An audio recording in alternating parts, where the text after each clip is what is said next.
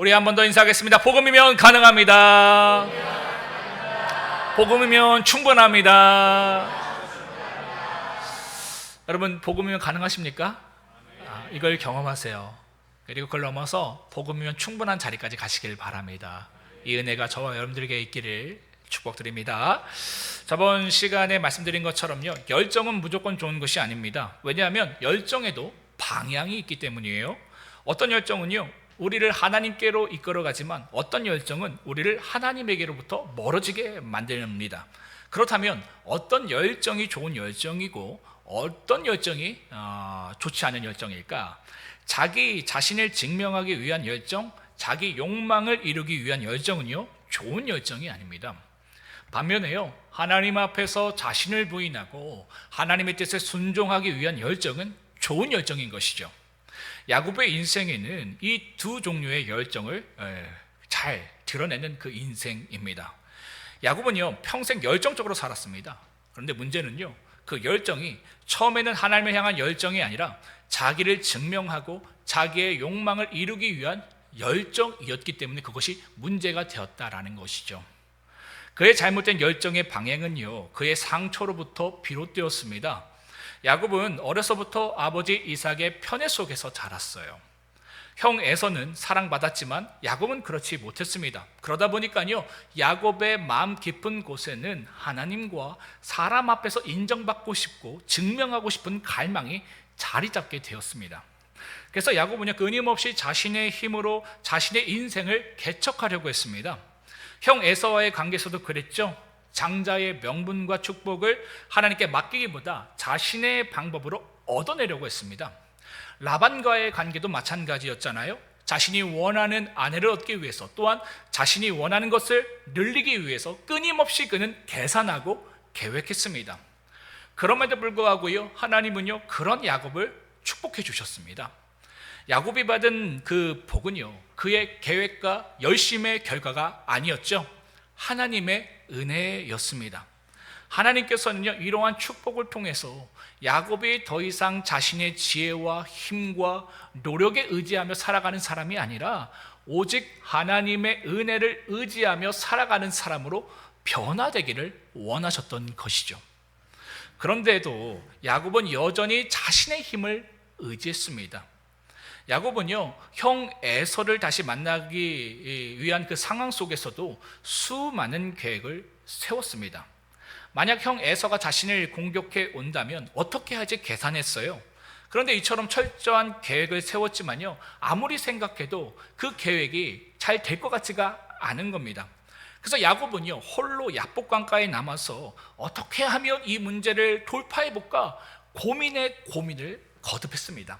바로 그때 어떤 사람이 나타나서요, 야곱을 붙들고 씨름하기 시작했습니다.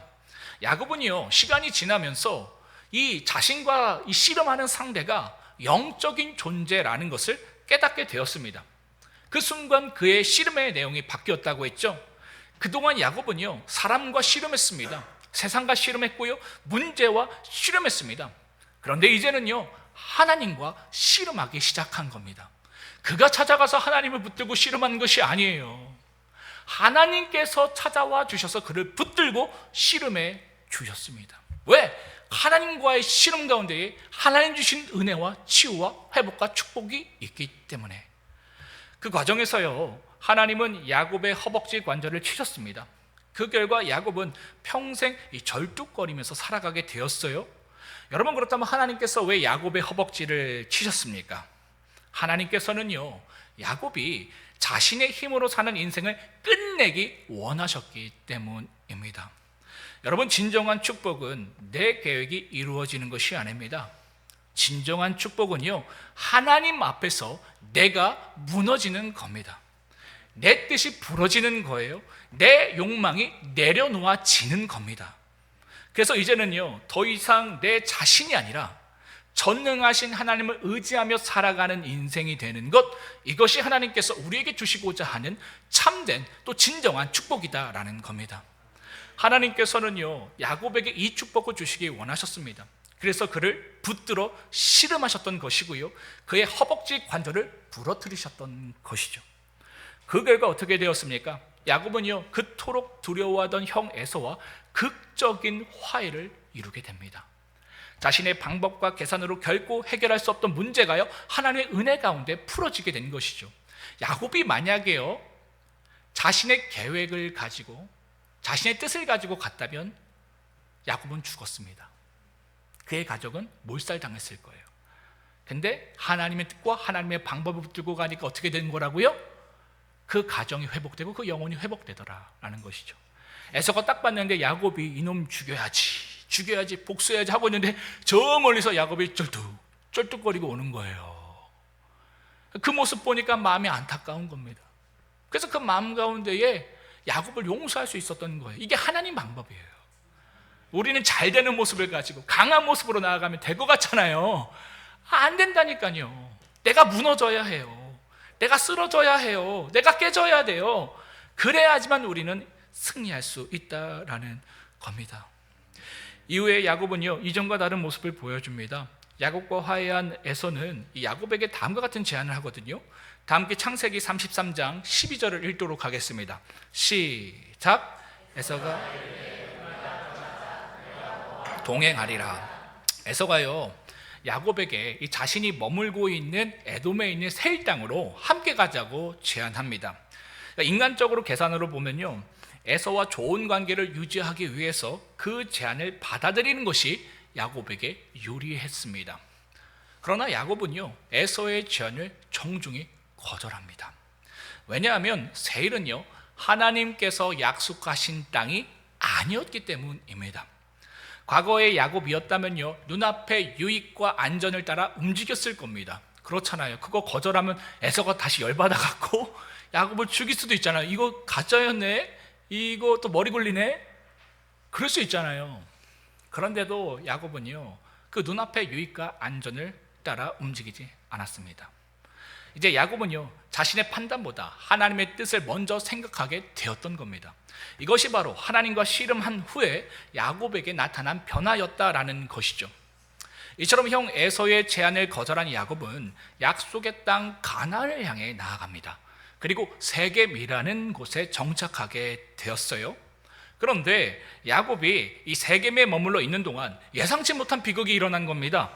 창세기 34장 2절 말씀처럼요 야곱의 사랑하는 딸 디나가 그곳에서 돌이킬 수 없는 큰 수치와 상처를 이 세겜 사람들로부터 당하게 되었기 때문입니다. 그렇다면 왜 이러한 일이 발생하게 된 것일까? 겉으로 보았을 때는요 세겜에 사는 사람들의 잘못된 욕망 때문에 이 일이 발생한 것처럼 보이지만 사실 그 너머에 더 영적인 문제가 있었습니다.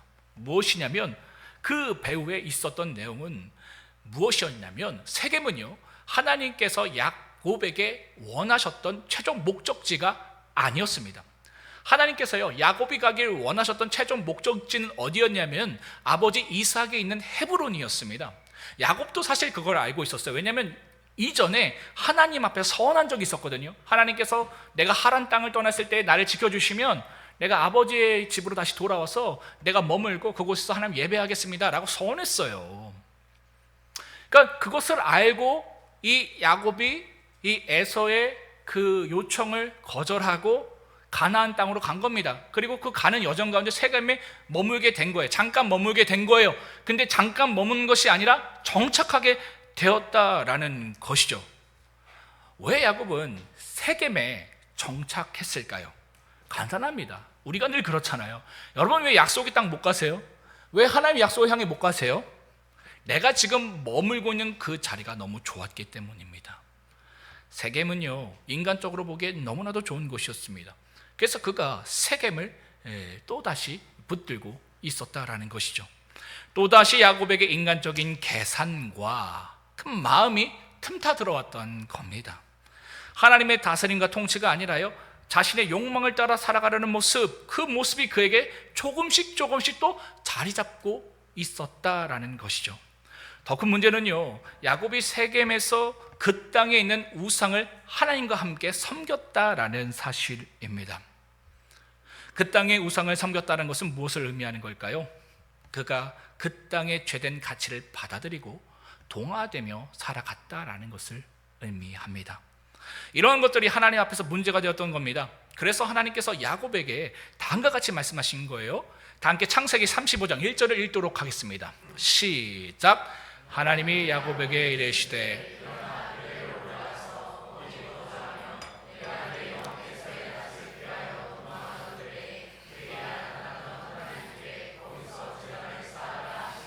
아멘. 인간적인 계산과 판단으로 죄를 따라 살아가고 있는 세겜을 떠나라라는 것입니다. 그리고 야곱에게 베델로 올라가라 말씀하셨던 거예요. 여러분, 왜 하필 베델이었을까요? 베델은요, 야곱이 가장 절망적인 순간에 하나님을 만났던 곳이었습니다. 베델은 하나님의 은혜를 경험했던 곳이었고요, 하나님 앞에 자신의 삶을 드리겠다고 서원했던 곳이었습니다.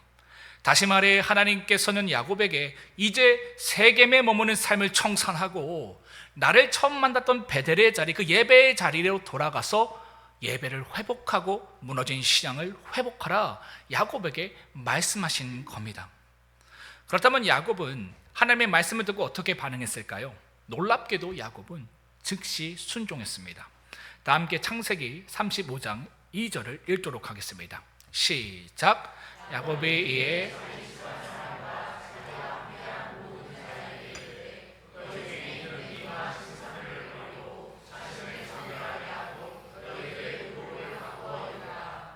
아멘. 야곱은 베델로 출발하기 전에 우상을 버렸습니다. 왜입니까? 베델은 단순히 장소를 옮긴다고 갈 수 있는 곳이 아니었기 때문입니다. 베델은요, 하나님을 만나는 곳이었고 하나님을 예배하는 곳이었기 때문입니다. 이처럼 베델로 가기 위해서는요, 먼저 그의 삶 속에서 하나님보다 더 사랑하고 의지하고 집착하고 붙들었던 것들을 내려놓아야 합니다. 여러분, 회복되기를 원하십니까? 치유되기를 원하십니까? 하나님의 축복 가운데 살아가기를 원하십니까? 반드시 전제되는 것이 있습니다. 이전의 죄, 이전의 과거, 그거 다 청산하셔야 돼요. 하나님 자격 없는 우리를 다 품어주십니다. 야곱의 인생에 보여줬던 것처럼 우리에게 날마다 은혜와 축복을 공급해 주십니다. 근데 우리가 해야 될 것이 있어요. 이전의 거 내려놔야 돼요. 이전의 거 상수리 나무 아래 묻어두어야 합니다. 그래야지만 우리가 새롭게 인생을 살아갈 수 있고 새로운 삶을 살아갈 수 있다라는 것이죠. 그래서 이것을 요청했다라는 겁니다. 이것은 단순히 몸을 씻고 옷을 갈아입으라는 말이 아니었습니다. 죄를 회개하고 새로운 삶을 살겠다는 결단의 표현입니다. 이제까지 세겜의 가치관을 따라 살아갔던 삶을 버리고 하나님께로 돌아가겠다는 신앙의 결단이었습니다. 사랑하는 성도 여러분, 우리가 하나님께로 돌아가기를 원한다면 야곱처럼 먼저 버려야 할 것들이 있습니다. 그것은요, 우리 안에 여전히 자리 잡고 있는 우상입니다. 하나님보다 더 의지하고 하나님보다 더 사랑하며 하나님보다 더 중요하게 여기는 그 모든 것이 우상이다라는 겁니다. 내 자신이 여러분 우상될 수도 있습니다. 내 뜻, 내 계획, 내 감정조차도 여러분 우상이 될 수 있어요. 세상의 가치뿐만 아니라요, 내가 우상될 수 있다라는 겁니다. 심지어 여러분, 우리의 상처도 우상이 될 수 있다는 거 아십니까? 이거 잘 기억하세요. 우리의 상처도 우상이 될 수 있어요. 우리가 붙들고 있을 수 있다고요. 상처로 말미암아 뭐가 나타납니까? 분노가 나타나죠. 우울이 나타나죠. 자기 연민이 나타나죠. 우리가 정상적인 상황에서 분노해 보세요. 우울해 보세요. 자기 연민에 빠져 보세요. 문제가 되는 거잖아요. 근데 그 앞에 뭘 달면 돼요? 나 상처받았어요. 모든 게 용납되거든요. 하나님께서 내 죄를 무너뜨리기를 원하시는데 나의 상처로 말미암아 그 모든 것을 빌드업하는 겁니다. 다 막아버리는 거예요. 못하게, 하나님이 건들지 못하게. 그 가운데 우리가 있을 수 있다라는 것 여러분 기억하십시오. 상처도 우상이 될 수 있다. 여러분 기억하세요. 회복은 베델로 가는 것에서 시작되지만 그 베델로 가기 위해서는 먼저 우상을 버려야 합니다. 그래서 야곱은요, 우상을 버린 후에야 이 가족들과 함께 베델을 향해 출발했던 것이죠. 온전한 회복을 자신의 삶과 가정 가운데 누리고 싶었기 때문입니다.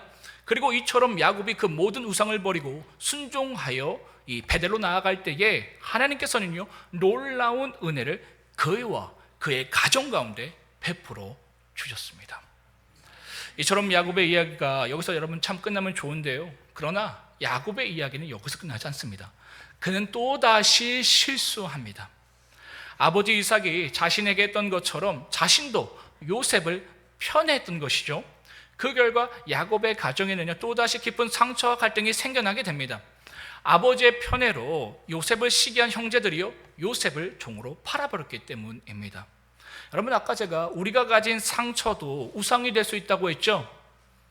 그러니까 삶의 그 우상은 청산했는데 자신이 가진 상처는 청산하지 못했던 거예요.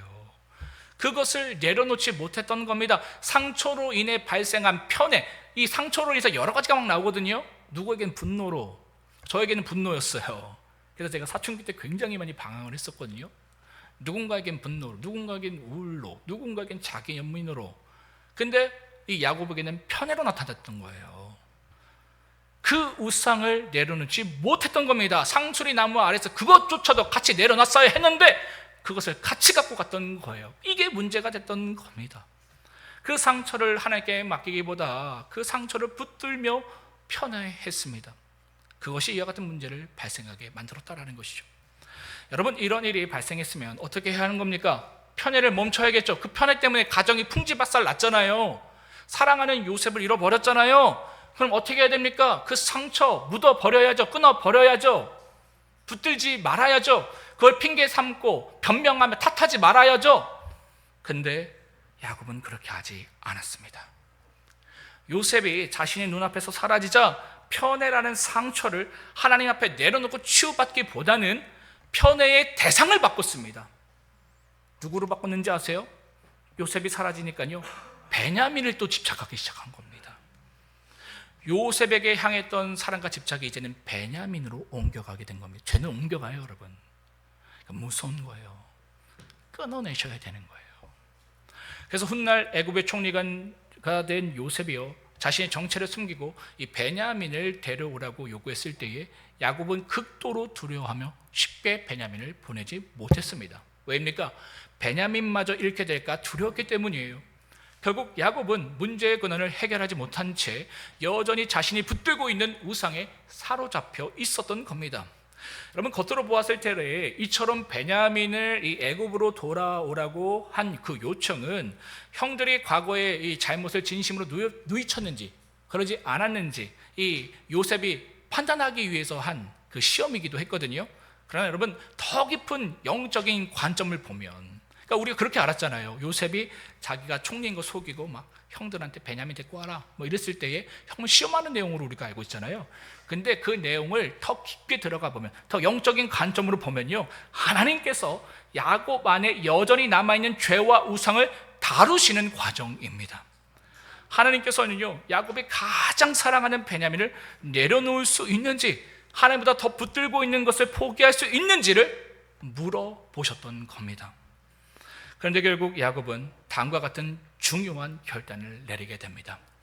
다 함께 창세기 43장 13절로부터 14절을 읽도록 하겠습니다. 시작.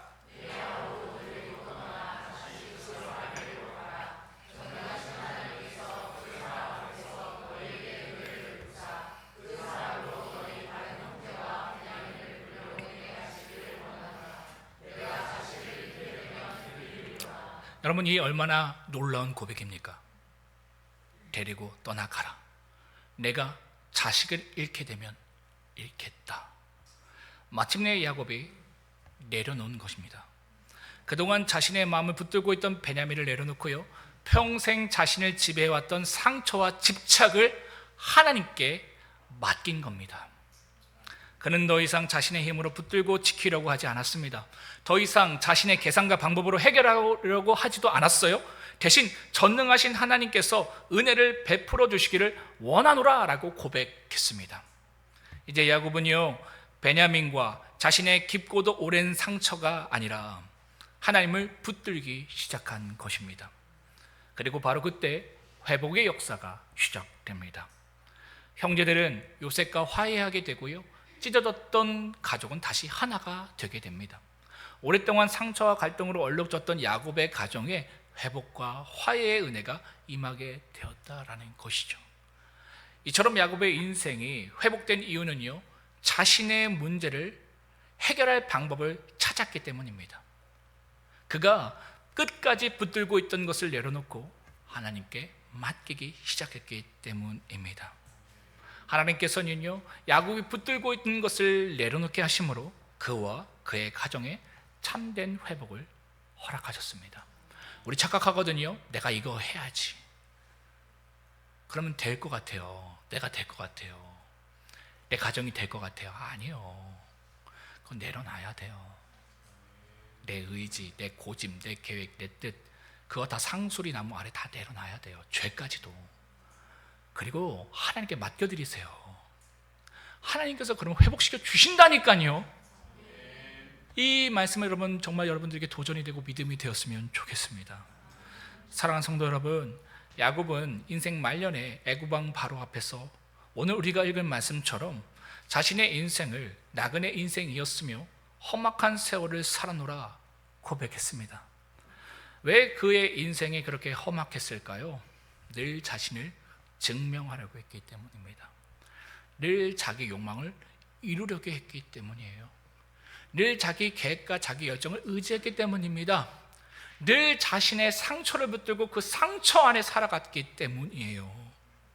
그러나 그의 인생의 가장 아름다웠던 순간은 언제였습니까?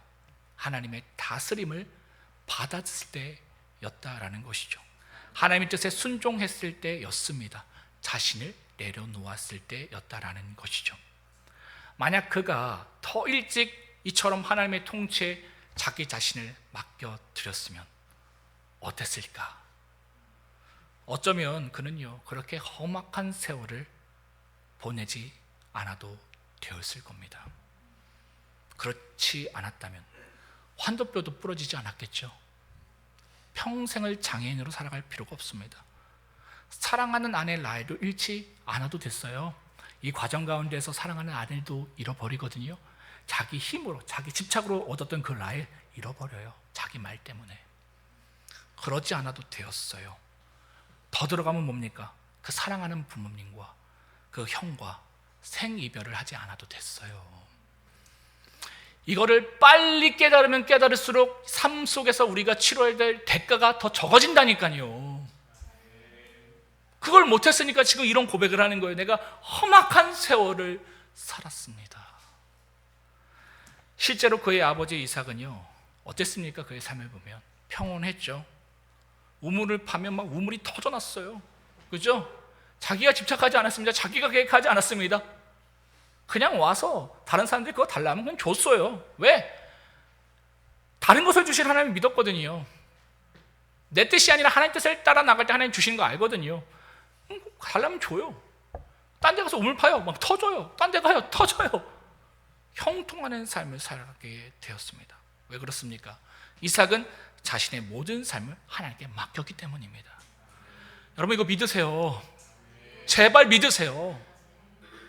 이 가운데 하나님의 은혜가 있고 치유가 있는 거예요. 근데 야곱처럼 우리 너무 많이 신앙해요. 끝까지 붙들어요. 끝까지. 그리고 하나님 원망해요. 다른 사람을 원망해, 환경을 원망해. 사실 자기가 붙들고 있기 때문이거든요. 그거 내려놓으라고. 하나님 은혜도 주세요. 축복도 주세요. 형통도 주세요. 근데 그 가운데 여전히 자기가 붙들고 있어요. 그래서 그 괴로운 가운데 있는 인생들을 우리가 보게 된다라는 것이죠. 하나님께 맡길 때 치유가 일어난다. 회복이 일어난다. 이 믿음이 있으시길 바랍니다. 사랑하는 성도 여러분, 오늘 여러분이 떠나야 할 세겜은 어디입니까? 오늘 여러분이 상수리 나무 아래에 버려야 할 우상은 무엇이냐는 거예요.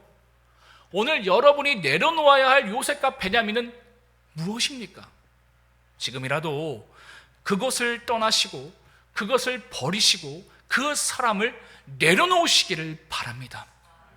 이제는 내 뜻, 내 계획, 내 열심, 내 욕망을 따라 변명하며 핑계하며 누군가를 탓하며 붙들고 살아갔던 삶, 그거 여러분 멈추시기를 바랍니다. 그리고 이제는 모든 것을 십자가 앞에 내려놓으십시오. 하나님의 은혜로 자신을 부인하며 십자가를 붙들며 승리하는 인생이 되시기를 바랍니다. 그리야 할 때에 야곱이 이스라엘이 되었던 것처럼 우리 또한 하나님의 다스림과 통치 아래 살아가는 사람이 될 것입니다.